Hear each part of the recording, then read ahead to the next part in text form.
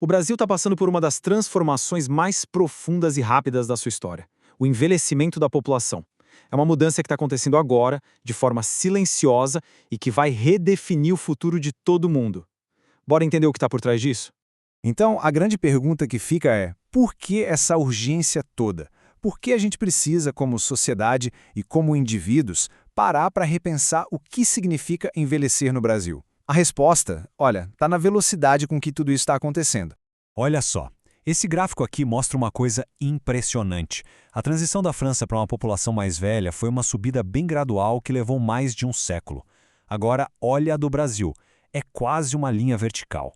O que os franceses levaram 115 anos para fazer, a gente está fazendo em cerca de 20 anos. É essa velocidade que define o tamanho do nosso desafio. Ok, então para começar, vamos dar uma olhada nos números, para entender a real dimensão dessa transformação. O primeiro motor dessa mudança toda é a queda drástica na taxa de fecundidade. A projeção é que a média de filhos por mulher caia para menos de 1,5. Com menos gente nascendo, a base da nossa pirâmide populacional está encolhendo, e rápido. E aí, ao mesmo tempo que a base diminui, o topo da pirâmide se alarga. A expectativa de vida média deve passar dos 80 anos.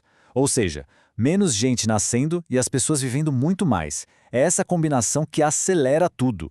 E aqui entra um detalhe fundamental que tem a ver com o gênero. As mulheres vivem, em média, de 6 a 8 anos a mais que os homens. Isso cria um fenômeno que a gente chama de feminização da velhice, o que traz implicações enormes para a previdência, para os arranjos nas famílias e para a rede de cuidados. A gente já viu os números, mas no fundo, o que significa envelhecer para cada um de nós? A resposta, olha, vai muito além de simplesmente não ter nenhuma doença. Pois é, essa definição muda completamente o jogo. Ter saúde na velhice não é ter uma lista zerada de doenças, mas sim ter capacidade funcional. É poder ir atrás dos seus sonhos, satisfazer suas necessidades, manter a autonomia. É uma visão muito mais positiva, sabe? Focada na capacidade e não na perda. E tem outro ponto que é super importante entender. Envelhecer não é uma coisa que acontece de repente aos 60 anos. É um processo contínuo, dinâmico. Nossas células se renovam e morrem todo dia, desde que a gente nasce. A gente está sempre nesse balanço entre saúde e doença. E a prova disso está aqui, bem clara. A perda de massa muscular e de massa óssea, que são marcadores clássicos do envelhecimento, não começa aos 60, começa por volta dos 30 anos. O que isso quer dizer na prática? Que as bases para uma velhice saudável são construídas muito antes do que a gente imagina. Ok, agora vamos dar um zoom, um mergulho. Vamos lá para o nível microscópico para ver o que acontece dentro das nossas células.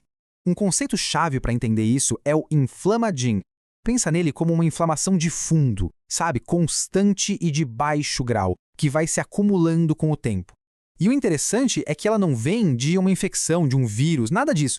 Ela vem do próprio processo de envelhecer. E é um dos principais gatilhos para muitas doenças crônicas. A inflamação, então, acaba funcionando como se fosse o eixo central de tudo. Ela conecta outros pilares biológicos do envelhecimento, como o estresse, as mudanças no nosso metabolismo e os danos que acontecem nas células. É o elo que une vários desses processos.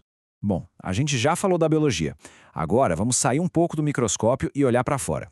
Vamos ver como o ambiente em que a gente vive interage com os nossos genes para moldar o jeito que a gente envelhece. Pensa só, o mundo à nossa volta, a poluição, o que a gente come, o estresse do dia a dia, tudo isso está mandando sinais constantes para o nosso corpo. São os inputs do ambiente. E olha que interessante, esses sinais não mudam o nosso código de DNA, mas eles conseguem deixar umas marquinhas químicas nele. É como se fossem pequenos interruptores que ligam ou desligam certos genes. O nome disso é epigenética. E o resultado final é esse. Do mesmo jeito que o ambiente molda os desenhos nessas conchas, ele também molda a nossa saúde, influenciando quais genes vão estar ativos ou não. A grande sacada aqui é a seguinte: genética não é um destino selado. O ambiente tem um papel gigantesco nisso. Bom, e se o nosso ambiente nos molda, isso é uma ótima notícia, né? Significa que a gente pode agir. Então vamos para a parte final da nossa análise, focada em como podemos construir um futuro mais saudável, tanto como indivíduos quanto como sociedade. E aqui a gente chega num ponto super importante. Envelhecer bem não é só uma questão de escolha individual. Isso aqui mostra os chamados determinantes sociais da saúde. O lugar onde a gente mora, o nosso nível de educação, o acesso à saúde, tudo isso tem um impacto profundo em como a gente envelhece. Uma estratégia muito poderosa é pensar em construir reservas ao longo da vida. Uma reserva cognitiva, mantendo a mente ativa, aprendendo coisas novas. Uma reserva social, cultivando amizades. Funcional, mantendo o corpo em movimento. E as reservas psíquica e vincular, cuidando da saúde mental e dos relacionamentos. É literalmente como fazer uma poupança de saúde para a gente usar lá na frente. E essa, no fim das contas, é a pergunta que vai definir o nosso futuro. Nós estamos envelhecendo numa velocidade nunca antes vista. A ciência já mostra que a genética não é um destino e que podemos sim construir reservas para o futuro.